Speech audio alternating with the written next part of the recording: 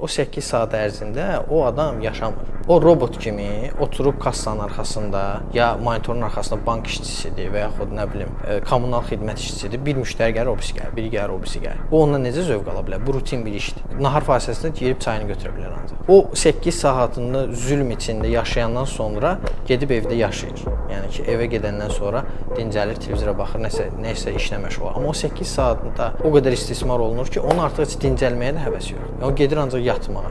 Yəni ki, dincəlim, uzanım, yatım. Yəni heç həyatın zövqünü yaşaya bilmir. Yəni problem burdadır və bunun həll yolu, bir dənə yolu var. Bu vəzifələr, rutin işlər robotlarla əvəz etmək. Robot sözünün mənası qul deməkdir. Yəni yenə də biz o həyatı o vaxt yaşaya bilərik ki, bizim qullarımız olsun. Sadəcə o qul insan olmasın, robot olsun. İndi bəs robotların da olması insanları işsizliyə gətirib çıxartmır? İntellektsiz insanları işsizliyə gətirib çıxardır. Yəni o insan ki, rutin işdən başqa heç nəyə yaramır, onların işsizliyinə çıxardır. İntellektual insanlar o robotları hazırlamaqla məşğul olacaq, onların proqram təminatını yazmaqla məşğul olacaq, marketinqi ilə məşğul olacaq və s. və ilaxır. Yəni kreativ və intellektual işlə məşğul olacaq. Biz heç vaxt sistemi dəyişmək üçün zəiflərin məhv olacağından qorxmamalıyıq. Nəyə görə? Elə olsaydı biz quldarlıq sistemini yığışdırmayacaqdıq. Amerikada quldarlıq sistemi yığışdırılanda qulları buraxdılar ki, siz azadsınız. Bu insanlar vəhşi təbiətdə yaşamağın yollarını bilmirlər, pul qazanmağı bilmirlər, evləri yoxdur, yeməkləri yoxdur. Onların çox böyük hissəsi aclıqdan,